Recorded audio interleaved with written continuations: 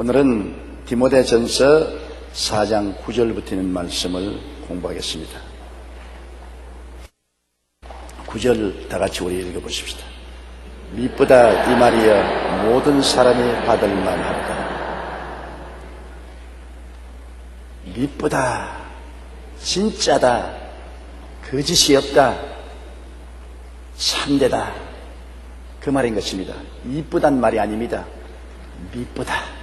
우리 주님은 항상 미쁘다, 항상 거짓이 없이 참되고 성실하신 것을 말하는 것입니다. 미쁘다 이 말이여 모든 사람이 받을 만하다. 모든 사람이 받을 만한 즐거운 소식이란 그리스도 예수의 복음밖에는 없습니다. 세상에 아무리 좋은 일이 있어도 그건 특정인들을 위한 것이고 온 천하 만민이 다 받을 만한 미쁜 소식이 예수님 복음 위에 있을 수가 없습니다. 우리가 예수 그리스도의 십자가를 바라보면 우리의 삶이 다 그리스도와 일체가 되는 것입니다. 우리는 누구든지 예수님 십자가를 바라볼 때 우리가 죄인인 것을 다 알고 있고, 우리가 세속적인 것을 알 수 있고, 우리가 무슨 병이라도 병들어 있다는 것을 알고, 이 세상의 저주 아래서 피땀 흘리고 고생하고 산다는 것 알고, 죽어야 된다는 것 다 알고 있습니다. 사람들은 자기의 생애 속에 필요한 것이 무엇인지 알고 있습니다. 무엇이 부족한 것을 알 수 있는 것입니다. 우리는 죄인인 것을 알고, 세속적인 것을 알고, 병든 것을 알고, 가난하고 살기 힘들고 고통스러운 것을 알고, 죽고 멸망받는 것을 알고 있는 것입니다. 그렇기 때문에 이 문제를 해결할 자를 우리는 다 찾고 있는 것입니다. 여러 종교가 나와서 이 문제를 해결한다고 합니다. 이 문제를 해결하기 위해서는 수양을 해야 된다, 득행을 해야 된다, 고행을 해야 된다, 또 특정인을 따라가야 된다, 온갖 소리 다 합니다. 그러나 우리의 마음속에 가장 흡족하고 만족하게 이 길이다, 바로 이것이다 하는 것은 예수님의 십자가밖에 없는 것입니다. 왜냐하면 십자가를 바라볼 때 우리 마음이 끌립니다. 우리와 일체가 되는 것입니다. 야, 십자가에 예수님이 하나님의 아들로서 죄도 허물도 없는 분이 못 박여 몸짓고 피 흘려 고생당하는 것, 내 죄가 거기에 담당되었고, 나의 세속과 불의와 추악과 더러움을 짊어지시고, 내 병을 짊어지고, 내 저주를 감당하고 내 죽음을 죽으시는구나. 나와 예수님과 일체감을 느끼는 것입니다. 바로 저분이 나를 대신해서 나를 끌어안고 내가 죽을 자리에 대신 죽어주시는구나. 그러므로 그를 통해서 죄인인 내가 죽고, 세속적인 내가 죽고, 병든 내가 죽고, 저주받은 내가 죽고, 멸망받을 내가 죽고, 저를 통해서 새 사람으로 부활하는구나. 예수 그리스도의 십자가는 우리에게 굉장한 새로운 생각을 주는 것입니다. 생각이 달라져요. 죄인이 용서받았다는 확실한 생각을 얻게 되고, 세상과 마귀의 종이 되었으나 예수 때문에 해방되고, 성결한 사람, 성령 모신 사람이 되고, 예수 때문에 나는 병에서 해방되고 치료받은 사람이 되고, 예수 때문에 저주에서 해방되고 복받은 사람이 되고, 예수 때문에 멸망과 죽음에서 해방되고 천국 부활 영생을 얻게 된다는 생각이 달라지는 것입니다. 예수님 바라보지 않고는 생각이 달라질 수가 없어요. 생각이 달라질 이유도 없어요. 예수님 바라보기 전에는 내 생각은 구태연한 생각인 것입니다. 죄인이요, 세속에 찌들어진 사람이요, 병든 사람이요, 저주받은 사람이요, 죽는 사람이요, 그 생각을 벗어날 수가 없어요. 무슨 힘으로 벗어납니까? 울어도 못하네, 힘쓰도 못하네, 애쓰도 못하네, 못 벗어나요. 예수님 십자가를 바라보면 생각이 달라져요. 생각이 달라진다고. 내 죄를 대신 짊어졌으니 왜 내가 죄에서 해방 못될 것이 이유가 있느냐? 내 세속과 마귀를 청산하셨으니 내가 해방됐지 않느냐? 내 병으로 주님께서 십자가를 걸머지고 매달렸으니 내가 치료받아야 될 것 아니겠는가? 내 저주를 대신 짊어지고 저렇게 저주받았으니 내가 저주에서 해방받아야 안 되겠나? 나 때문에 죽어서 무덤에 들어갔다 부활하셨으니 내가 그리스도와 함께 부활할 것 당연한 이치 아닌가? 생각이 달라지는 것입니다. 사람이 생각이 달라져야 사람이 달라져요. 아무리 환경을 변화시켜 놓아도 생각이 달라지지 않으면 안 달라지는 것입니다. 생각이 달라지면 새롭게 되어요. 미국의 한 농장에서 어려운 생활을 하는 농부가 있었습니다. 많은 자녀를 거느리고 힘껏 일을 해서 농사지어서 겨우 입에 풀칠하고 애들 교육도 시키고 있는데 그만 그 사람이 고혈압으로 쓰러졌습니다. 그래서 풍을 맞았어요. 몸을 못 쓰게 되었습니다. 그 아내와 자식들이 모두 다 굶주려 죽게 된 것입니다. 앞날이 캄캄합니다. 이제는 죽음 생각밖에 없습니다. 이제는 우리가 거지가 되든지 집단 자살을 하든지 할 수밖에 없다. 모두 다 부정적인 생각으로 꽉 들어찼습니다. 죽는다는 건 부정적인 생각이요. 집단 자살을 한다는 건 부정적인 생각이요. 다 굶어 죽고 망한다는 건 부정적인 생각인데 그 부정적인 생각이 콱 안개와 같이 그들을 짓누름으로 그 아내와 자식들 다 함께 모여서 통곡을 하고 울고 앞날이 캄캄했습니다. 그런데 다행히 이분이 예수님을 믿는 사람입니다. 주님이시여 어찌하다가 내가 이 지경이 되었습니까? 주님이 나를 버렸습니까? 나는 어떻게 해야 살 수 있습니까? 그러자 번개같이 마음속에 고린도전서 10장 13절 말씀이 기억이 나는 것입니다. 사람이 감당할 시험받기는 당한 것이 없나니 하나님은 미쁘사 너희로 감당치 못할 시험당할 허락지 아니하시고 시험당할 즈음에 피할 길을 내사 너희로 능히 감당케 하시나니라. 주님 큰 시험을 나와 내 가족이 당했습니다. 감당치 못할 시험을 안 당한다고 했는데 이 시험을 감당할 수 있게 해주시옵시고 피할 길을 주시옵소서. 그렇게 이분이 기도하니까 생각이 달라지갑니다. 나는 죽어야 된다, 절망이다, 다 굶어 죽는다는 건데 생각이 싹 달라지는 게 주님이 같이 계시면 살 수 있다. 이 시험을 감당하게 주님이 해주신다. 주님이 길을 열어주신다. 그래서 고린도전서 10장 13절을 계속해 왔습니다. 사람이 감당할 시험밖에는 당한 것이 없다.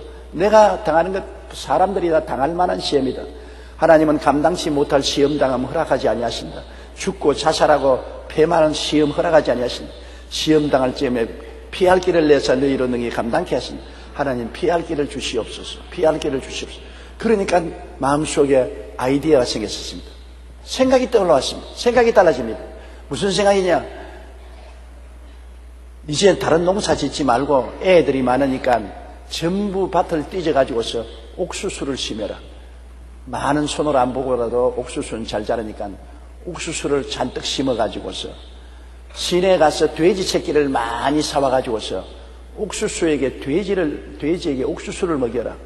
옥수수를 먹이면 돼지가 잘 자라고 육질이 좋아진다. 그러면 그 돼지를 잡아서 소세지를 만들어라. 그래서 돼지 소세지를 팔아보라. 아이디어가 떠올랐습니다. 모든 것이 어둡고 절망적이고 죽어가는 그의 새로운 아이디어가 떠오르니까 긍정적이 되었습니다. 살 수 있다. 밭에 옥수수를 심을 수 있다. 돼지 새끼를 길러서 소세지를 만들 수 있다. 또 다행히 애들이 많아서 좋았습니다. 가난하면 애들이 많지 않아요. 다른 재미 없으니까 애들 낳는 재미밖에 없지 않아요. 되게 가난한 사람이 애들이 많아요. 근데 어려울 때는 식구가 많아야 도움이 많이 되는 것입니다. 식구가 적으면 도움이 안 돼요. 그래서 그 애들에게 전부 밭을 뒤져서 옥수수를 심어라. 전 가족이 나가서 밭을 뒤져서 옥수수를 심으니까 그 기름진 밭에 옥수수가 잘 떼었어요. 그래 돼지 새끼를 사오너라. 그는 직접 일을 못하지만은 애들을 시켜서 돼지 새끼를 사와서 우리를 짓고 돼지 새끼에다가 옥수수를 먹이니까 막 자풀처럼 자라는데 옥수수를 먹은 돼지가 얼마나 잘 자랍니까? 그래 그 돼지를 잡아서 집에서 소세지를 만들어라. 육질이 좋은 옥수수를 먹은 돼지를 잡아서 소세지를 만들어서 시내에 가서 파니까 이게 불티나게 팔렸어요. 이 사업이 점점 잘 돼가지고서 그는 농부의 가난한 사람이 그 이후에 백만장자가 되었습니다. 큰 돼지 농장을 짓고 큰 소세지 회사를 세우고 미국에서 손꼽는 부자가 된 것입니다. 보십시오. 생각이 달라지면 살 길이 달라지는 것입니다. 그가 중풍이 걸려서 넘어져서 이젠 죽었다, 이제는 망했다, 온 가족이 다 자살하자, 이제는 우리는 폐가 망신했다고 부정적으로 생각할 때는 앞길이 캄캄했습니다. 주의 말씀 한마디가 들어오므로 부정적인 생각이 사라지고 빛이 비친 것입니다. 이게 여러분 하나님의 말씀의 위력인 것입니다. 말씀이 들어오면 변화가 와요. 부정적인 세력이 물러가고 긍정적인 생각이 오고 죽음이 물러가고 생명이 다가오게 되는 것입니다. 생각이 달라져요. 이처럼 예수님의 십자가를 바라보면 우리 생각이 달라져요. 엄청나게 달라져요.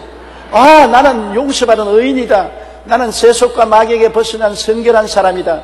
나는 치료받은 건강한 장골이다. 나는 축복받은 사람이다. 나는 부활 영생 천국인이 되었다. 나는 영혼이 잘됨같이 범사에 잘되며 강건하고 생명을 얻되 풍성하는 전 구원을 얻은 사람이 되었다. 생각이 달라져요. 생각이 달라지니까 꿈이 달라져요. 긍정적인 꿈이 생겨요. 생각이 달라지니까 긍정적인 꿈이 생겨요. 나는 못한다, 안 된다, 할 수 없다. 나는 절망이라는 것이 없어지고 긍정적인 생각이 됩니다. 나는 의롭게 살 수 있다. 나는 거룩하게 될 수 있다. 나는 건강하게 살 수 있다. 나는 축복받고 살 수 있다.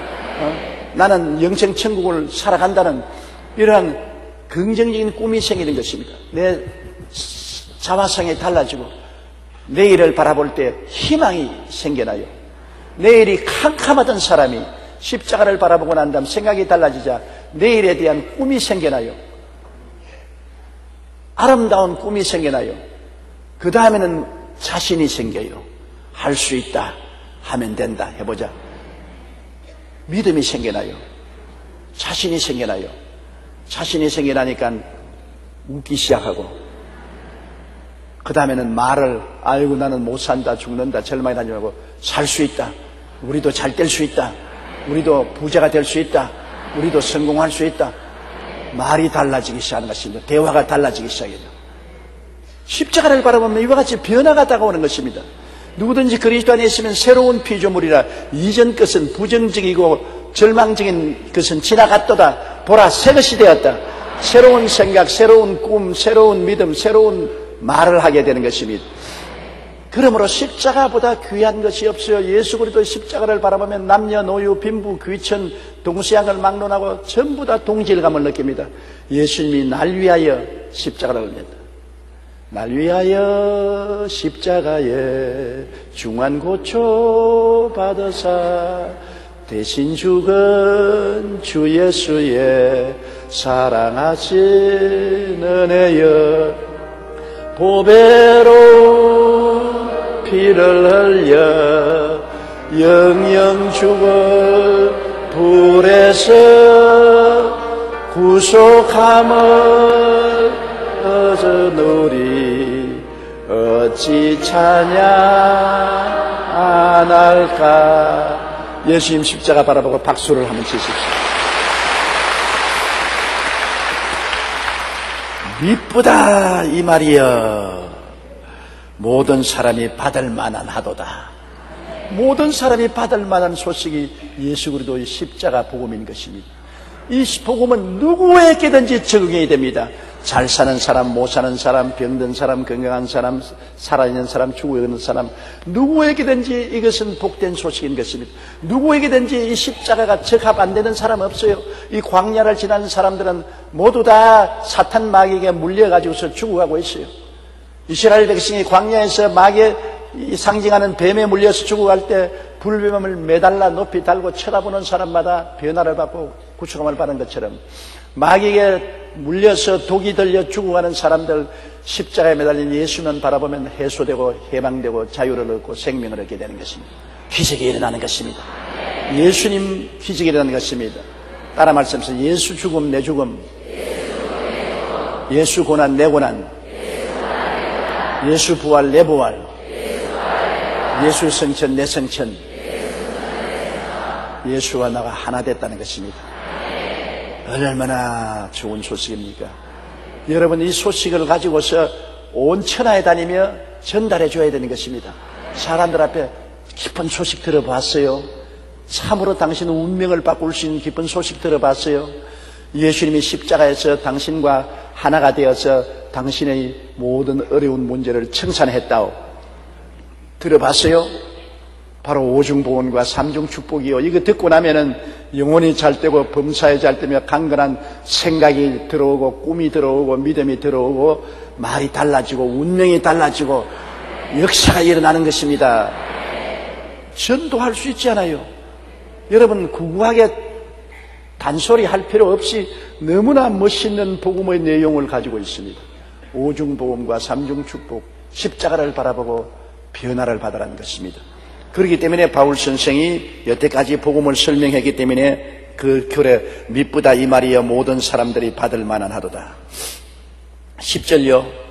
이를 위하여 우리가 수고하고 힘쓰는 것은 우리 소망은 살아계신 하나님께 두미니 곧 모든 사람 특히 믿는 자들의 구주시니라. 이를 위하여 우리가 수고하고 힘쓴다. 이 그리스도의 십자가의 복음의 도리를 전하기 위해서 수고하고 힘쓴다.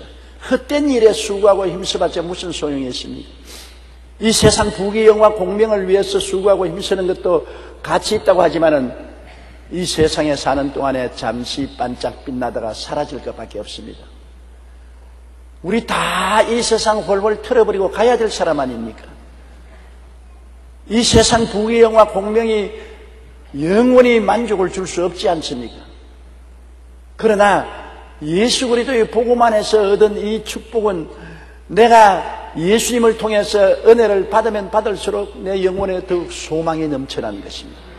그리스도의 복음은 소망입니다.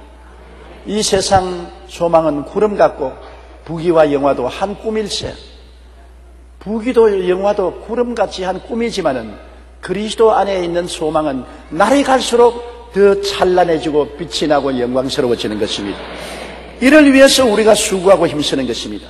수고하고 힘쓰는 것 가치가 있어야지요. 예수 위해서 수고하고 힘쓰는 것 얼마나 가치 있습니까? 여러분, 지역장, 구역장 내가 왜 하노? 예수 위해서 하는 것입니다. 예수님 위해서 지역장, 구역장에 대해서 연약한 영혼들을 격려하고 도와주고 저들에게 기쁜 소식을 확실하게 전달해주는 이 일은 힘쓰고 수고한 것이 얼마나 보람찹니까? 이것은 그리스도를 위해서 내가 애쓰고 수고한 것으로 하나님이 모두 계산하셔서 나중에 상급으로 심판하실 것입니다. 구역장, 지역장 된 것을 자랑으로 생각하십시오. 그것을 귀찮은 것으로 생각하지 말고 여러분에게 그리스도를 위해서 수고할 수 있는 직위를 주신 것을 감사하게 생각하십시오. 구역장이나 지역장이 안 되면 일을 못하지 않습니까? 지위가 있어야 일을 하니까. 일할 수 있는 지위를 주셨기 때문에 그를 가지고서 열심히 일을 해서 우리 하나님 아버지의 영광을 나타내고 그리스도에게 기쁨을 드리고 하늘나라에 가서 잘했다 내 사랑하는 종아 너무나 잘했다 착하다 칭찬받는 여러분이 되어야 될 것인 것입니다. 이를 위하여 우리가 수고하고 힘쓰는 것은 우리 소망을 살아계신 하나님께 두미니 예수 그리스도를 통해서 살아계신 하나님이 우리 소망이 된다. 십자가가 우리 소망입니다. 죄인에게는 용서의 소망, 세상에 묶인 사람은 자유와 해방의 소망, 병든 사람은 치료의 소망, 저주받은 사람은 해방과 축복의 소망, 죽는 사람은 영생 천국의 소망. 그리스도는 소망인 것입니다. 그리스도의 십자가를 통하여 소망이신 하나님을 바라보는 것입니다. 하나님은 우리에게 소망의 원천이 되시는 것입니다. 우리에게 좌절과 절망의 원천이 아닙니다. 소망의 원천이 되는 것입니다. 예수 믿고 소망을 얻게 되는 것입니다. 부정적인 생각, 절망적인 생각이 떠나고 긍정적이고 소망으로 충만한 생각이 들어오는 것은 예수 믿고 하나님 안에 들어가는 은총밖에 없는 것입니다. 곧 모든 사람, 특히 믿는 자들의 구주시니라. 우리 하나님은 안 믿는 사람에게도 햇빛을 비춰주시고 비를 주시는 자비하신 하나님, 특별히 믿는 자에게는 예수님을 주셨으니 이건 말할 필요 없이 안 믿는 사람은 일반적인 은혜로서 안 믿는 사람도 하나님 은혜 아니면 못 살지 않습니까? 햇빛을 누가 주십니까? 공기를 누가 주십니까? 물을 누가 주십니까? 우국백과 누가 있게 만들어주는 겁니까? 안 믿는 사람, 반역하는 사람을 위해서도 하나님은 일반적인 은혜를 다 부어주시는데 특히 예수 믿는 사람은 하나님의 아들을 주셨습니다. 이거는 특별 계시입니다. 일반 은혜가 아니라 특별 은혜요. 여러분은 일반적인 은혜만 받고 사는 것이 아니라 특별 은혜를 받았습니다. 하나님의 아들을 선물로 받았으니 우리의 소망은 세상에만 있는 소망이 아니라 영원 뭉토록 계속하는 소망이 되시니 이게 진짜 소망이요. 잠시 있다 사라지는 소망이 아니라 영원히 계속하는 소망이 되었으니 여러분의 가슴 속에 영원한 소망의 불길이 타오르고 있는 것입니다. 여러분은 모두 다 불받은 사람이요. 소망의 불이 활활 타고 있는 것입니다. 그 불이 여러분 우리의 모든 앞길을 밝혀주고 모든 흑암과 부정적인 것을 제하여 주시는 것입니다. 11절요. 너는 이것들을 명하고 가르치라. 이 소망에 대해서 가르치고 소망을 따라 살도록 명령을 하라. 가르치는 것 참 중요합니다. 믿음은 들음에서 나며 들음은 그리스도의 말로 말미암다. 우리 믿는 것은 들어야 돼요. 못 들으면 무슨 일이 일어나는지 모르지 않습니까? 좋은 소식을 들어야 돼요. 그리고 좋은 소식을 가르치고 그 소식을 따라 살도록 권면하고 명령해야 돼요. 이렇기 때문에 우리 예수 믿는 사람들이 나가서 이 소식을 가르치는 것은 정말 필요한 것입니다. 세상 사람들은 어두움에 있어서 이 빛을 모르고 있습니다. 소식을 못 듣고 있어요. 그러므로 우리는 가까운 데로부터 꼭 나가서 그리스도의 소식을 전하여 이 소식을 듣게 만들고, 그리고 소식을 들은 사람들은 지역장, 구역장 여러분 명령해서 이 복음 가운데 살도록 해야 돼요. 복음을 저버리는 것은 바보 천치입니다. 이 세상에 복음을 버리는 사람보다 어리석은 사람 없는 것입니다. 가룟 유다는 얼마나 비참한지 안 태어난 것이 좋다고 말한 것입니다. 돈 30냥에 예수님을 팔았으니 얼마나 어리석은 사람인 것입니다. 예수 그리스도보다 더 귀한 것이 없습니다. 보화 중에 보화, 생명이 예수님이신데 이것을 우리가 가르치고 이를 엄히 준수하도록 해야 되겠습니다. 12절요. 누구든지 내 연수함을 업신여기지 못하게 하고 오직 말과 행실과 사랑과 믿음과 정절에 있어 믿는 자에게 본이 되라. 이게 디모데는 바울 보기에는 연수했습니다. 바울은 그때 나이가 아마 저 나이쯤 됐을 것입니다. 로마 감옥에 갇혔을 때 한 70여서 되는데 디모데는 연수하다니까 그 당시에는 나이 20대에서 40대에 있는 사람을 연수하다고 말한 것입니다. 연수하다는 것은 나이가 적다는 것보다도 세상 경험과 경륜이 적은 사람이라고 볼 수 있는 것입니다. 디모데를 볼 때, 바울이 볼 때는 아직 연수하고 경륜이 적게 보입니다. 그러나 디모데는 훌륭한 주의 종이요 능력 있는 하나님의 종이었는 것입니다. 그러나 선생이 제자를 볼 때는 항상 연수하게 보입니다. 우리 어머니가 저를 볼 때는 항상 연약한 아들로 보는 것과 한 가지인 것입니다. 우리 어머니 94살 잡수시는데 71살 묻는 날 보고 늘 밥 잘 먹으래, 잘 자래, 건강해 하래. 그건 어머니 보시기엔 내가 연약한 어린아기 같이 보이는 것입니다. 그거는 부모가 자식을 보면 항상 연약하게 보여요. 그런데 나도 내 자식들이 다 커서 막내가 36살이 됐는데도 언제 보면 어린아이 같이 보입니다. 애기 같이 보여요. 그래서 자꾸 교훈을 하기 시작하는 것입니다. 부모가 자식만 오면 교훈하니 자식은 듣기 싫어하고 내가 애입니까? 자꾸 날 보고 이야기합니다. 그러나 부모가 보기에는 어린아이와 같이 보입니다. 바울 선생은 디모데를 볼 때 아직 연수하게 보이니 그렇기 때문에 디모데를 원합니다. 너 연수함을 무시 못하게 하라. 연수함을 업신여기지 못하게 하라. 그 에베소 교회에는 연로한 사람들이 많아요. 60, 70 된 연로한 사람들 또한 장로들이 많이 있는데 그 사람들이 아이고 이거 비린내 나는 어린애 같은 사람이 왔구나 이렇게 무시하고 멸시하지 못하게 위엄을 가져라. 사람이 어느 심사 행동을 신중하게 하면은 존경합니다. 어린아이라도 신중하게 하면 존경을 합니다. 내가 최근에 부흥에 참석해서 은혜를 크게 받았어요. 그 부흥회 어느 부흥회냐? 내 손녀 부흥회입니다. 초등학교 다니는 2학년 다니는 조성연이 내 손녀인데 우리 집에 와서 나 앞에 서가지고서 교회 학교에서 배운 설교를 하는데 내가 얼마나 감동을 느끼는지 몰라요. 내가 오스킷을 여몄습니다. 딱 써서 정식을 하고 난 다음에 그가 설교하기를 이스라엘 백성이 하나님을 반역하고 하나님을 노하게 하셔서 광야에서 불뱀을 보내서 불뱀에 물려 수없이 죽어갔는데 어떻게 살았는지 할아버지 알아요? 회개하고 모세에게 돌아오니 모세가 불뱀을 만들어서 높이 타니까 불뱀을 쳐다보는 자마다 용서를 받고 구원을 받았고, 그처럼 죄인들이 예수를 믿으면 다 구원을 받는 걸 할아버지 알아요? 내가 아멘, 아멘, 아멘. 어휴, 그러고 난 다음부터 교회가 존경스럽게 보여요. 그래서 또 불렀어요. 또 불러가지고서 나 부흥의 설교 또 한 번 듣고 싶다. 며칠 지나고 나면 또 불러서 설교 좀 해다오. 그러니까 또 오더니만 솔로몬이 어떻게 재판을 했는 줄 알아요?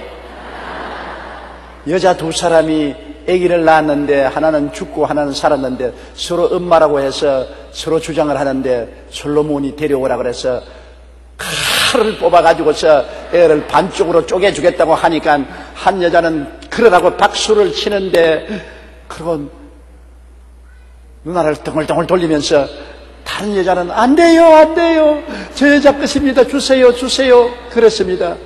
할아버지, 누구 딸이겠어요? 누구 애기겠어요? 주세요 그는 여자의 애기예요.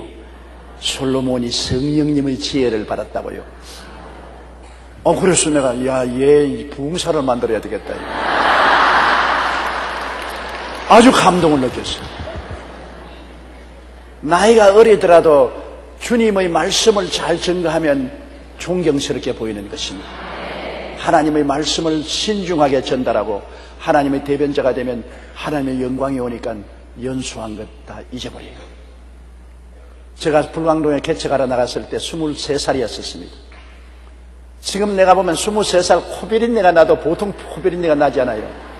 그러나 23살 먹는 내가 설교를 할 때 지금도 늘 기억이 나는 것은 불광동에서 나이 많은 부인 회장을 하시던 분이 저기 와서 나를 보고 전도사님 어디에서 그런 말이 나옵니까? 꼭 영감님 같은 말을 늘 하는, 꼭 영감님 같은 말을 해요. 어디에서 다 배웠습니까? 내가 배운 것이 아니고 하나님 말씀이 가르치는 대로 하니까 그렇습니다. 제가 그때 굉장히 신중했습니다. 어느 심사 행동을 조심하고 걸음걸이도 천천히 걷고 신중하게 걷고 말도 신중하게 하고 농담하지 아니하고 잡담하지 아니하고 사람들 앞에 깔깔거리고 웃지 아니하고 젊음을 그것으로 커버했기 때문에 사람들이 상당히 노련하게 보고 존경을 해 주었어요. 나이 많으신 분들도 얕잡아 보지 않고 존경했습니다. 사람이 자기를 어떻게 신중히 하는가에 따라서 존경을 받습니다. 어느 외딴 섬에 호랭이 한 마리가 살았어요. 왕초입니다. 호랑이가 뭐 자기 혼자 하고 댕기니 뭐 거기에 아무도 상대하지 못합니다. 토끼니 노루니 이런 것이 전부 호랑이 밥이었는데 그 섬에 오래간만에 말 한 마리가 들어왔어요. 그 말 한 마리를 덜에다가 딱 묶어 놓으니까 호랑이가 보니까 겁이 나거든요. 키도 크고 번질번질한 데다가 목에 갈기가 나고 머리가 길쭉한 게 오호호호호호 산천이 울리니까 호랑이가 간이 떨어지거든. 이야, 내 적수가 하나 왔다. 엄청나게 겁난 동물이구나. 호랑이가 주변에 와서 빙글빙글 돌면서 구경을 합니다. 그런데 이 말이 신중하게 울기만 하고 가만히 있었으면 괜찮을 것인데 호랑이가 올 때마다 어줍지 않은 뒷발로 킥! 킥! 이러거든요. 호랑이 보니까 저기 짐승이 나보다 크기는 큰데 제주가 뒷발진 제주밖에 없구나. 그래서 달라들어서 목을 깨무니까 그만 그 말이 호랑이에 물려 죽었다는 것입니다. 호랑이가 괜히 신중하게 호랑이 앞에서 뒷발질만 안 했으면 끝까지 호랑이가 못 달라들을 것이에요. 까불다가 죽었다고요. 까불다가 죽었어요. 사람이 까불면 안 됩니다. 우리 지역장, 구역장님이 되면은 하나님의 영광이 같이 계신 것입니다. 하나님의 대변자이니까, 그때부터 신중해야죠. 농담하지 말고 세속적인 이야기하고 같이 깔깔거리고 하면 지나내나 이렇게 되면 안 되거든요. 우리 구역장님, 우리 지역장님 그런데 아이고 지나내나 별 볼 일 없더라 이러면 권위가 없으시잖아요. 그러므로 말도 신중하게 하고 인격이 가볍지 말고 무겁게 행동을 하고 그렇게 해서 주의 종으로서의 존경을 받을 수 있는 삶을 살아야 되겠습니다. 그래 디모데에게 한 말이 그럽니다. 너희 젊음을 업신여기지 말게 하라. 사람이 나이가 젊거나 나이가 많거나 문제가 아닙니다. 나이가 젊으나 나이가 많으나 주님의 사명을 받은 자는 주님의 영광을 가지고 있는 것입니다.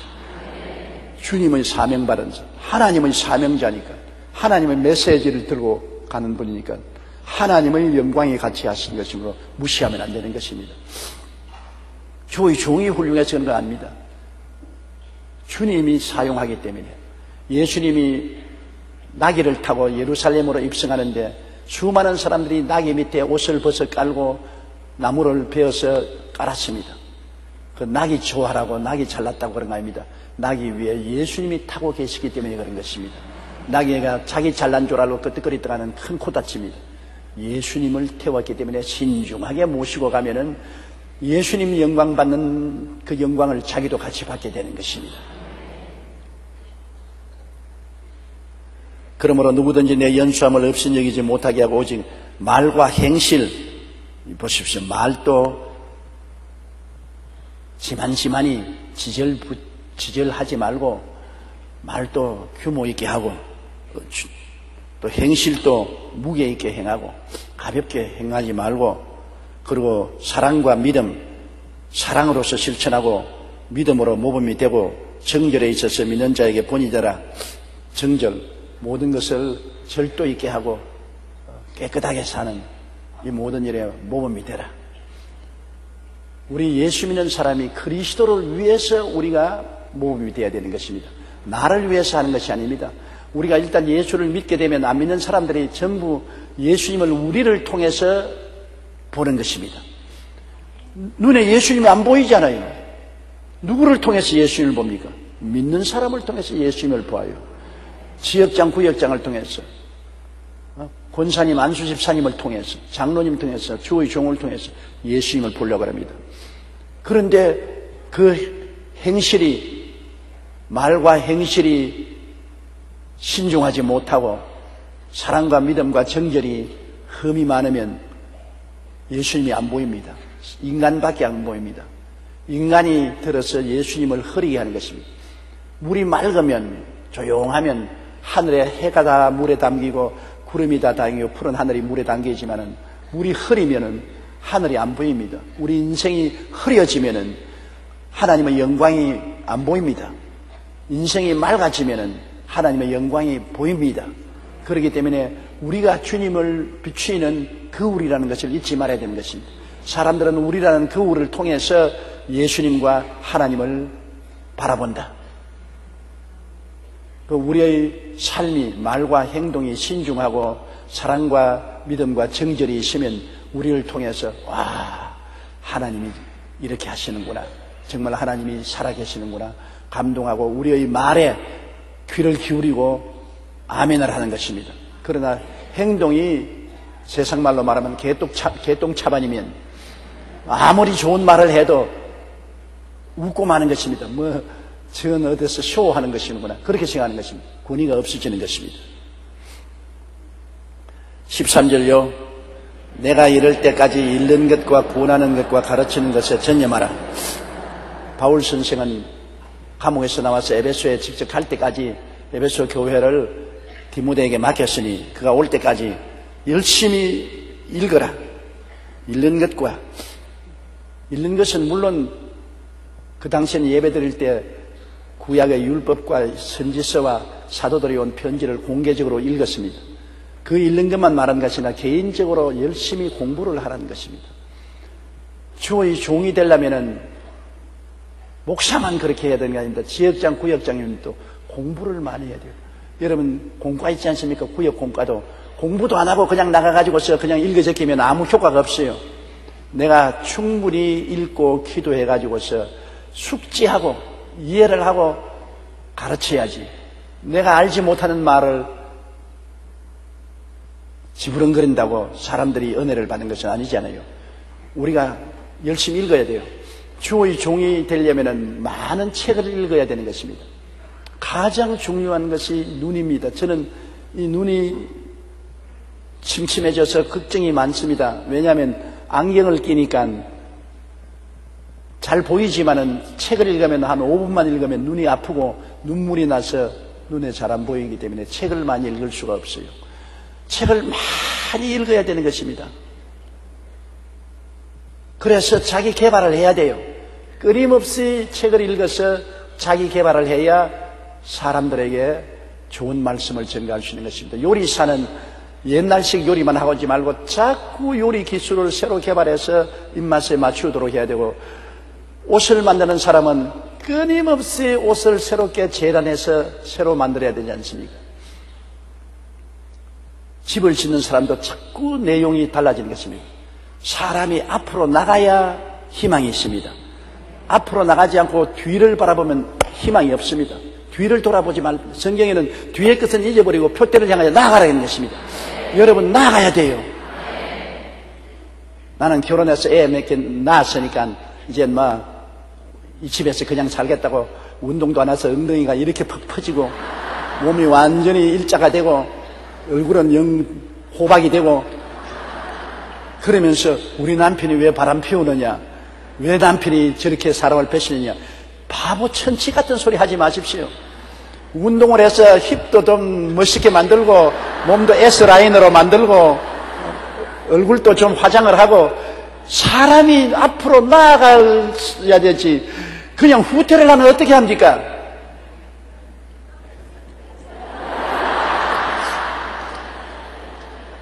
이 말 했다가 또 우리 집사람에게 혼날란지 몰라요. 꼭 내가 이런 설교만 하면 갖다 일러 바쳐가지고 전에 혼나게 만든다고. 그러나 사실은 사실입니다. 여러분, 우리 많은 자매님들이 남편과 좋은 관계를 맺고 가정을 신선하게 만들기 위해서 자기 몸을 간수할 줄 알아야 되는 것입니다. 운동해야 돼요. 운동해서 몸에도 탄력을 일으키고 몸도 그냥 펑퍼져지게 만들지 말고 잘 간수하고, 그럼 자기도 기분이 좋고 보는 사람도 기분이 좋고 가정 분위기도 좋아지고 발전해야 돼요. 발전. 앞으로 나가야 돼요. 뒤로 물러가면 안 돼요. 우리 한국 사회도 지금 왜 이렇습니까? 한국 모든 정치, 경제, 모든 문제가 자꾸 뒤를 돌아봅니다. 뒤를 돌아봐요. 자꾸 과거를 들치고 과거사 문제를 가지고서 매달리고 앞으로 안 나갑니다. 그러는 동안에 일본은 엄청나게 속도로 앞으로 나가고 중국은 엄청나게 따라붙여서 지금 샌드위치가 되어서 한국에 이제는 살 길이 없어요. 앞으로 나가야 돼요. 앞으로 나가야 돼요. 자꾸 뒤로 물러가고 지난 일을 덜추어 가지고서 발 뒤꿈치 잡고 바지가랭이 끄집어 내리고 이런 짓을 하고 있으면 망하고 마는 것입니다. 앞으로 발전해야 돼요. 발전하기 위해서는 자꾸 읽어야 돼요. 새로운 지식을 읽고 새로운 기술을 읽고 새로운 문화를 익히고 읽고 발전해야지요. 그래야 성장하지요. 발전 안 하면 망하는 것입니다. 나는 우리 민족이 자꾸 지금 정체되어 있고 뒤를 돌아보고 시비만 걸고 하는 것에 가슴이 아픕니다. 하나님 말씀대로 꿈을 가지고 앞으로 나가야 돼요. 자꾸 기업하는 사람은 사업 더 잘하게 만들어주고, 공부하는 사람은 공부 더 잘하게 만들어주고, 집 짓는 사람 더 집 잘 짓게 해주고, 모든 것을 잘 앞으로 나갈 수 있도록 밀어줘야지, 너무 자꾸 잡아당기고 규제하고 올무로 묶고 앞으로 못 나가게 만들어 놓으면 망하죠. 그러므로 우리 지역장, 구역장 여러분도 끊임없이 자기 발전을 위해서 읽으십시오. 읽어야 돼요. 배워야 돼요. 깨달아야 돼요. 읽는 것과 구원하는 것과 내가 스스로 자기 개발을 함과 동시에 또 다른 사람들을 군면하는 것, 더 다른 사람들도 같이 예수를 잘 믿고 신앙 속에 서도록 군면하는 것 굉장히 필요합니다. 신앙이란 내 혼자서 할 수 있는 것 아닙니다. 너희 두세 사람이 있는 곳에 나도 함께 있겠다고 두세 사람이 함께 있어서 서로 모자라는 점을 권면해 주는 것 굉장히 중요한 것입니다. 서로 모자라는 점을 지적해 주는 것입니다. 비평하는 것 아닙니다. 남을 깎아내리려고 비평하는 것은 악의를 가지고 있지만은 권면하는 것은 사랑으로 저 잘되게 하려고 하는 것이기 때문에 권면은 좋은 것입니다. 비평은 나쁩니다. 비평은 남을 평론해서 남을 깎아내리려는 것이기 때문에 자존심을 상하게 하지만은 권면은 자존심을 상하는 것이 아니라 더 북돋아주고 더 잘되게 해주는 것입니다. 곡식을 여러분 밥 멜 때 어떻게 합니까? 푸른 호미로 쪼아서 뽑아버리는 것입니다. 그러나 똑같은 호미로서 곡식은 북을 더두어 주어서 흙을 더두어 주어서 잘되게 하는 것입니다. 그러므로 우리가 죄와 마귀는 꾸짖어서 쫓아내지만은 사람은 북돋아 줘야 되는 것입니다. 힘을 주고 용기를 주고 믿음을 주고 잘되도록 권면을 해주는 것 굉장히 중요한 것입니다. 나만 장군이 시리아를 떠나서 엘리사 집에 왔을 때 엘리사가 나와서 막 손을 흔들어 고쳐줄 줄 알았는데 게하시가 나와가지고 저 요단강에 가서 7번 목욕을 하고 가라고 하니까 분도 막심해서 돌아서려고 할 때 그 밑에 사람들이 어떻게 했습니까? 권면을 했습니다. 주인님, 엘리사가 더 어려운 일을 하라고 했지 않겠습니까? 그런데 요단강에 가서 7번 목욕하라는데 그건 못할 리가 어디 있습니까? 노하지 마소서, 마음을 안정하소서, 요단강에 가서 7번 목욕하소서 권면을 했습니다. 그러니까 화가 나서 돌아가려던 이 나만 장군이 그 권면만한 말에 마음이 달라져 가지고서 그가 요단강에 가서 7번 목욕하고 문둥이가 깨끗이 나와버리고 마는 것입니다. 권면의 말은 치료를 가져오고 희망을 가져오는 것입니다. 좋은 친구들이 있는 것이 좋고, 그렇기 때문에 지역장, 구역장이 있고 지역, 구역회에 모이는 것이 좋은 것은 권면을 받을 수 있기 때문인 것입니다. 어려울 때 용기를 얻고 기도를 받고 권면을 얻어서 신앙에 성공할 수 있도록 만들어주는 것입니다. 이러므로 우리는 열심히 자기 개발도 하고 그리고 권면하는 것과 가르치는 것에 전념하라. 권면하는 것과 또 자기가 깨달은 바를 남에게 가르친다. 자기가 모르는 것은 가르칠 수 없지요. 자기가 깨달아 아는 바를 가르치면 무슨 이익이 있느냐? 남을 가르치다 보니까 자기가 더 많이 깨닫게 되는 것입니다. 참 희한한 일은요, 남에게 성경을 가르치다 보면 자기가 더 이익을 많이 얻습니다. 시간을 내서 남에게 가르치는 건 내게 손해나는 것 아닙니다. 내가 이미 아는 것을 가르치더라도 내가 가르치다 보면 내가 더 확신하게 되고 더 깨닫게 됩니다. 복음은 진리를 가르치면 가르칠수록 내가 더 진리가 깨달아지고 내게 믿음에 도움이 되는 것입니다. 가만히 입 다물고 있으면 내게도 손해가 나고 내 믿음도 자라지 않습니다. 진리는 자꾸 가르쳐야 돼요. 그러므로 읽고 자기 개발을 하고 그 다음에는 옆에 있는 형제 자매들을 권면하고 그리고 후배들을 가르치고 그렇게 하는 신앙생활을 우리가 끊임없이 해야 되는 것입니다. 우리 예수 믿는 사람은 끊임없이 성경을 읽어야 돼요. 하나님 말씀을 늘 읽고 묵상해야 되고 그 다음에는 권면해야 되고 그 다음에는 모르는 사람들에게 가르쳐야 되고 이 생활을 계속함으로 남도 구원하고 자기도 구원받을 수가 있는 것입니다. 14절요. 내 속에 있는 은사 곧 장로의 회에서 안수받을 때 예언을 통하여 받은 것을 가볍게 여기지 말며. 디모데가 주의 종으로서 요사이 소위 말하는 목사로서 장로회에서 안수를 받았습니다. 장로회라는 것은 교단의 어른들인 것입니다. 그 당시에도 교단의 어른들이 모여서 이제는 안수를 하죠. 우리 교회에서도 장로 안수하고 그다음 또 목사 안수도 지방에서 하지 않습니까? 장로회에서 디모데를 위해서 주의 종으로 안수할 때 예언이 나온 것 같습니다. 아마 바울 선생의 입을 통해서 나오는지 하나님 성령께서 내게 너의 이런 은사를 주겠다. 예언을 나오는데 그걸 무시하지 마라. 하나님의 예언은 마음속에 간직하고 무시하지 마라. 저도 하나님의 예언을 초년에 받은 것이 너희는 은빛 날개를 타고 온 천하에 다니며 만민에게 복음을 전가하라. 불광동 천막에서 받은 예언입니다. 그때 예언을 내가 무시했으면 큰일 날 뻔하겠죠. 무시 안 했습니다. 왜냐하면 너희가 은빛 날개를 타고 온 천하에 다니며 만민에게 복음을 전하겠다고 예언이 있기 때문에 그때부터 내가 눈에 불을 켜고 영어를 공부했다고요. 그때 영어를 공부 안 했으면 때가 오면 늦었죠. 그때 한참 젊을 때고 기억력도 좋을 때니까 엄청난 노력으로 영어를 공부하고 영어로서 이야기하고 행동하려고 애를 썼는데 세월이 흘러가서 내가 온 천하의 만민에 나서 복음을 전가하도록 부름을 받았을 때는 이미 준비가 되어 있었습니다. 그것은 예언한 것을 무시하지 않았기 때문인 것입니다. 예언한 것을 그대로 지켰기 때문인 것입니다. 그 다음에 또 내 마음속에 주님께서 예언을 주신 것은 너가 한국에서 최대의 교회를 세울 것이다. 그때 우리 한국에 10,000명 모이는 교회가 없었습니다. 그런데 한국에서 최대의 교회를 세울 것이다.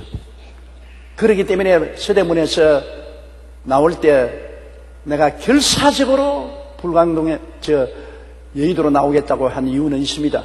여의도는 그때 황무지였습니다. 이 모래사장이었어요. 이 여의도에 사람들이 나가면 다 망한다 그랬었습니다. 여기에 아무 시설이 없는 곳이었습니다. 우리가 그때 당회에 모여서 장로님들하고 인원할 때 모두 다 반대했습니다. 여의도 나오는 거. 여의도로 나가면 우리 망한다고. 서대문에서 여의도로 나가면 망한다고.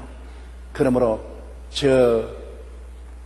독립문 있는 데 가서 산 위에 그 고아원이 있으니까 고아원을 사가지고서 그곳에서 예배를 보자. 그래서 내가 하는 말이 우리 교회가 1만 재단을 지어서 민족 재단 지어서 10,000명 이상의 성도가 모이는 자리에 나가야 되는데 그 조그만 데 어떻게 나갑니까?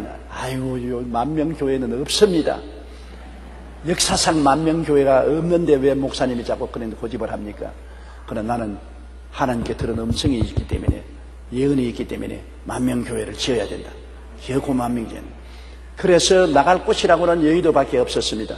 그때는 여의도에는 땅이 싸고 여기에 남아서 교회를 지을 수가 있기 때문에 그 고집을 부리고 반대에도 불구하고 망하면 망하리다 하고 나온 것이 오늘날 이런 큰 교회를 짓고 우리 성도들의 예배를 드리게 된 것입니다.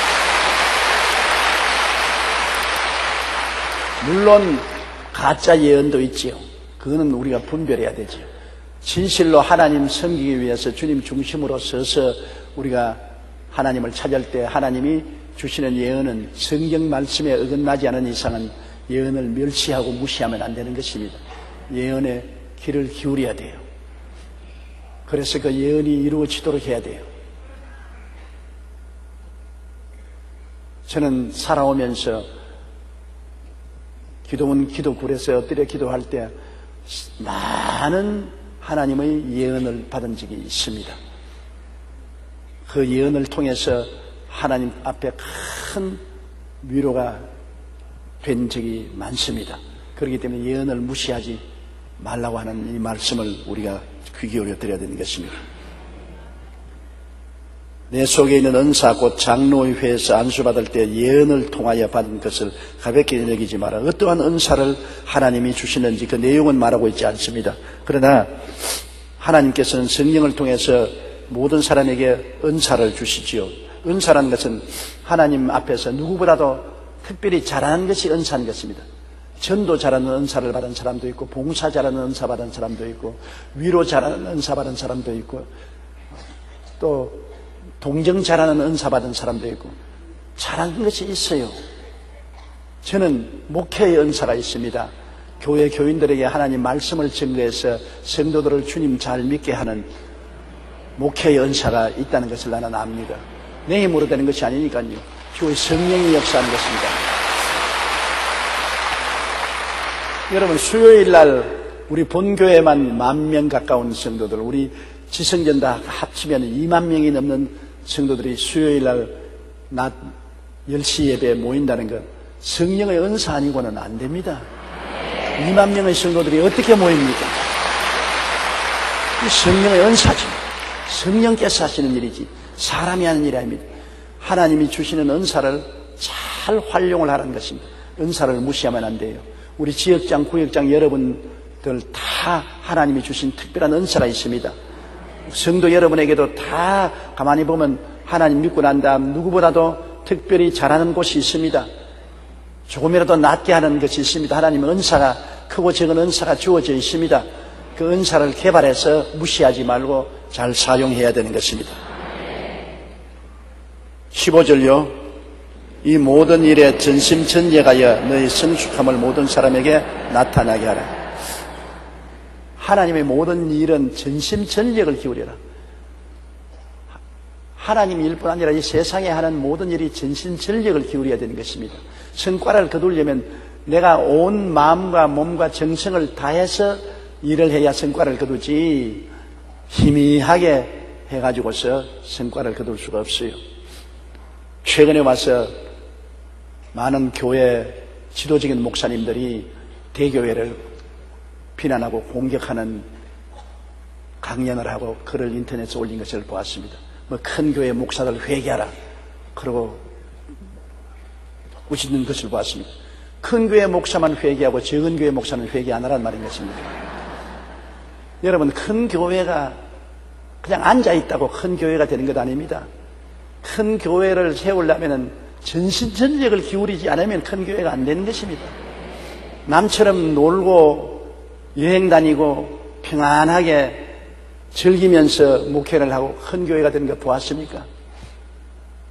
큰 교회는 보통 사람보다 몇 배로 전심전력을 기울여야 큰 교회가 되는 것입니다. 정말 자기 사생활을 다 버리고 온 영과 마음과 몸을 다 바쳐서 일을 해야 큰 교회가 되는데, 무조건 하고 자꾸 큰 교회 목사들만 때리는 것은 불공평합니다. 나는 최근에도 나를 지정해서 공격하는 공격성 글을 읽어보았습니다. 그런데 여러분, 우리 한국의 교회 연합에서 일할 때 모든 필요한 도움은 큰 교회에 요청을 합니다. 교인 동원해달라, 돈 달라, 교인 동원해달라, 돈 달라. 큰 교회가 동원 안 하면 모여지지 않습니다. 시청 앞 광장에서 모일 때라도 큰 교회가 동원 안 하면 안 모이고, 상암 월드컵에서 모이는 것도 큰 교회가 동원 안 하면 채우지를 못하고, 또 무슨 일을 할 때 큰 경비가 들면 반드시 경비를 달라고 요청을 해오는 것입니다. 교회에서 하는 대소 큰 일은 모두 다 큰 교회에 돈을 달라고 합니다. 그러면 교인도 동원하고 돈도 다 내고 그다음 뺨도 얻어맞고 발길로 차이고 불공평할 때가 많습니다. 어떤 데는 억울해서 주님이시여 일은 죽도록 하고 욕만 얻어먹는 게 웬일입니까? 그런 탄식을 할 때도 많습니다만, 그러나 산후에 선 동리가 감추이지 못한다고 큰 교회는 모든 사람의 눈앞에 드러나고 있으니까 사람들이 좋다 나쁘다 옳다 그러다 비평과 평론을 받는 것입니다. 사실은 교회 한 5,000명쯤 성도를 가지고서 목회하면 등 따쓰고 배부르게 목회할 수 있어요. 한 5,000명쯤 교인이 가지면 시간도 많이 나오고 여유 있는 시간에 놀러도 다니고 가족들하고 재미있게 살고 욕도 안 얻어먹고 해도 살아가도 누가 손가락질 안 하고 편안하게 하죠. 그러나 큰 교회를 하려면은 전심전력을 기울이기 때문에 정말 사면초가가 되는 것입니다. 집안에서는 가정을 돌보지 않는다고 마누라에게 혼나고, 자식들은 아버지 보기가 힘들다고 혼나고, 세속적으로는 세상 친구들 안 돌본다고 욕 얻어먹고, 그러나 전심전력을 해야 교회도 크게 되는 것이고, 우리 교회 지역과 구역이 자라는 것도 보면 구역장, 지역장들이 열심을 품고 전심전력으로 일하는 그 구역과 지역은 자라지만은 그냥 노라리로 하는 구역과 지역은 나홀로 구역장, 나홀로 지역장. 구역이별로 혼자서 봐요, 혼자서. 나홀로 구역장, 나홀로 지역장. 왜? 열심으로 노력하지 않기 때문에 그런 것입니다. 전심전력으로 노력하면은, 정 아무도 없으면은 일 없는 할머니, 할아버지 갖다 모아놓고 난 다음에라도 구역 예배에 몇 사람 모여서 할 수 있지, 나홀로 구역은 아니잖아요. 그러므로 성경에는 모든 일에, 한 가지 일이 아닌 것입니다. 모든 일에 전심전력하여 너희 성숙함을 모든 사람에게 나타내라. 주 안에서 자라나고 숙련된 것을 모든 사람이 보게 하라. 와, 저 사람 보통 사람 아니고 정말 실력 있고 능력 있는 사람이라는 것은 그 열매를 보고 그 나무를 아는 것입니다. 아무리 지가 입으로 떼버려도 입으로 떼버린다고 사람들의 존경을 받습니까? 성숙함을 그 열매로서 보여줘야 되는 거죠. 열심히 노력해서 열매를 맺어서 사람들에게 그 열매를 보여주면 사람들이 과연 주 안에서 성숙하고 훌륭한 일을 했구나 칭찬하게 되는 것입니다. 16절요. 내가 내 자신과 가르침을 살펴 이 일을 계속하라. 이것을 행함으로 내 자신과 내게 듣는 자를 구원하리라. 내가 내 자신과 가르침을 살펴. 우리는 항상 자기를 개선하기 위해서 자기를 살펴야 돼요. 집도 그렇지 않습니까? 집도 자꾸 살펴서 물이 새는 것 막아놓고 담벼락에 흘렀으면 고치고 살펴서 자꾸 손을 보아야 유지가 되지요. 보수 관리를 안 하면 아무리 좋은 집도 얼마 있으면 흘러버리고 마는 것입니다. 우리 교회도 큰 교회당이 아닙니까? 우리 총무에서 끊임없이 살피는 것입니다. 살펴서 수도관도 고치고 물 새는 것도 고치고 떨어져 나가는 벽도 고치고 자꾸 보수 수리해 살펴야 돼요. 살피지 않으면 안 됩니다. 그냥 내버려 두면 다 무너지는 것입니다. 우리 신앙생활도 자기를 자꾸 살펴야 돼요. 내가 신앙에 허물어지지 않은가? 내가 기도를 게을리하지 않은가? 내가 일독 성경을 그만 안 읽지 않은가? 어떤 우리 성도는 저에게 말하기를 자꾸 일독 성경을 읽는 것을 잃어버리기 때문에 한꺼번에 열흘치를 읽어놓고 난 다음에 열흘 동안 이제는 열흘치 읽어놨으면 이제는 안 읽어도 괜찮다. 그러다가 또 열흘이 순식간에 지나가 버리고 난 다음 또 허겁지겁한다는데 한꺼번에 많이 먹으면 배탈이 나요. 매일매일 일독 성경은 매일매일 읽는 것이 좋습니다. 그래서 자기를 늘 살피는 것이 정말 중요한 것입니다. 내가 기도를 잘하고 있는가, 성경을 잘 읽고 있는가, 내가 묵상을 하고 있는가, 내가 전도를 열심히 하는가, 무엇이 부족한가, 자기를 살펴서 개선을 할 수 있는 것입니다. 그러기 때문에 모이기를 피하지 말라고 한 것처럼 열심히 주일날도 나오고 수요 기도에도 나오면 설교를 듣고 성경의 공부를 가르침을 받을 때 자기를 살필 수가 있는 것입니다. 내가 이 점에서 모자라구나. 주님이 시여 나의 모자란 점을 도와주시옵소서. 자기를 살펴서 자기의 허물어져 가는 것을 자꾸 보수하는 것은 절대로 필요합니다. 완전한 사람 아무도 없어요. 모든 사람들은 부족하기 때문에 이 세상에 사는 동안에 비바람을 맞고 삶으로 자꾸 허물어지는 것입니다. 허물어지는 것 자꾸 새로 보수 공사해야 되는 것입니다. 그러므로 교회에 나오는 것은 보수 공사하는 작업을 하기 위해서 교회에 열심히 나와서 말씀을 듣고 자기를 깨닫고 자기를 고쳐가는 것입니다. 그러므로 내가 내 자신과 가르침을 살펴라. 그래서 자기를 개선하고 또 열심히 가르치는 일을 계속하면은 자기도 살고 남도 산다. 여러분 참 이 복음의 신앙이란 이상한 것입니다. 남을 전도해서 살리려고 하면 남도 살고 자기도 삽니다. 산다 스님이 서장 전도를 가는데 서장에 눈이 너무 와서 옆구리까지 눈이 빠졌습니다. 일행들이 서장에서 산을 넘어가는데 앞서가던 일행이 중에 한 사람이 쓰러져서 뻣뻣하게 얼었습니다. 아직 맥박을 잡아보니 조금 맥박은 뛰고 있는데 뻣뻣 얼었어요. 그래서 같이 가던 사람들 보고 산다신이 말하기를 우리 이 사람 서로 함께 메고 가자. 우리도 지금 눈 속에서 걸어가기가 힘든데 이 사람까지 메고 가다가 우리 다 죽는다고. 우리는 그냥 가겠다고. 그냥 일행은 그냥 떠났습니다. 그런데 산다시는 하나님의 종으로서 이 사람을 끌어업고서 눈 속에서 뒹굽니다. 이 사람을 끌어업고 그냥 걸어가다가 넘어지고 또 끌어업고 또 넘어지고 하면서 가니까 온몸에 땀이 나가지고서 이 온기가 등에 업고 있는 사람에게 전달되어서 얼었던 몸이 녹아가지고서 이 사람도 살고 산다신도 뜨끈뜨끈해서 살았는데 자기들끼리만 살겠다고 가는 사람 얼마 안 가다 보니까 전부 동태가 되어서 죽어 있어요. 자기만 살락하면 자기도 죽고 남도 죽는 것입니다. 남을 살리려고 애를 쓰다가 보면은 자기도 살고 남도 사는 것입니다. 그러므로 여러분 우리가 기도도 전부 내 기도만 하지 말고 남을 위해서 중보기도를 열심히 하면은 자기도 그 기도에 살고 남도 그 기도 때문에 은혜를 받고 살게 되는 것입니다. 복음을 남에게 자꾸 전달하면은 복음을 전하는 바람에 그 말씀을 듣는 사람도 믿음으로 살고 전하는 자기도 더 믿음이 강해져서 살게 되는 것입니다.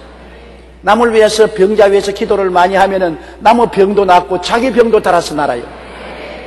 남에게 자꾸 나누어 주기를 좋아하면 남만 축복받는 것이 아니라 주라 그러면 돌려줄 것이니 후에 눌러 흔들어 넘치게 삼게 주리라. 하나님께서 내게도 축복을 주셔요. 이 세상의 모든 일은 다 연관성이 있어요. 내가 남에게 하는 대로 내게로 돌아오는 산울림의 법칙이 있는 것입니다. 내가 고함을 치면 산울림이 돼서 돌아오는 것처럼 산울림의 법칙, 심고 거두는 법칙은 우리의 모든 생활에 꼭 이루어지는 것입니다. 이러므로 우리가 열심히 주의 사업을 하면은 주 사업을 해서 남을 도와주는 것만큼 우리에게 도움이 다가오는 것입니다. 우리만 살겠다고 하면 우리도 죽고 남도 죽는 것입니다. 우리는 언제나 서로 이웃과 연결이 되어 있는 것입니다.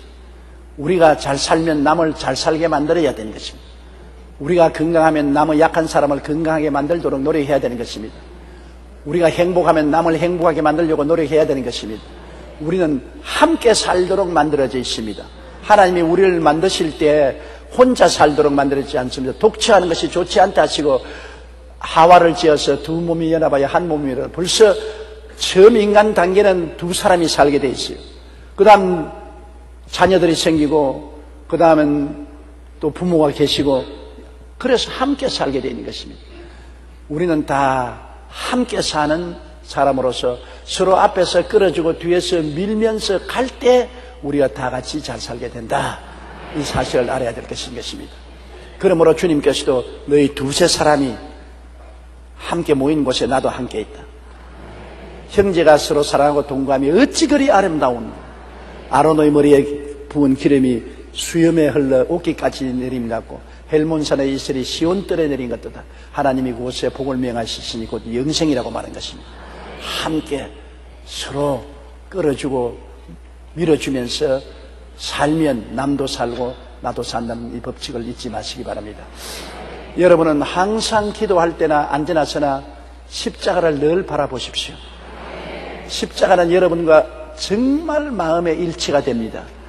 여러분의 모든 옛사람을 항상 십자가에서 청산하고 그리스도의 부활을 통해서 새로워지는 것, 이것은 늘 일어나는 것입니다. 십자가를 바라보고 옛사람은 어제도 죽고 오늘도 죽고 내일도 죽고 저 사람은 어제도 부활하고 오늘도 그리스도를 부활하고 내일도 부활하고 십자가 예수님의 죽음과 부활은 우리에게 늘 계속되는 연속적인 하나님의 역사인 것입니다. 한꺼번에 완전히 죽어서 청산되어 버리고 완전히 부활해서 새롭게 되는 것은 이 땅에서 죽어서 성천할 때 이루어지는 것이고 이 땅에 사는 동안은 두 것이 계속하는 것입니다.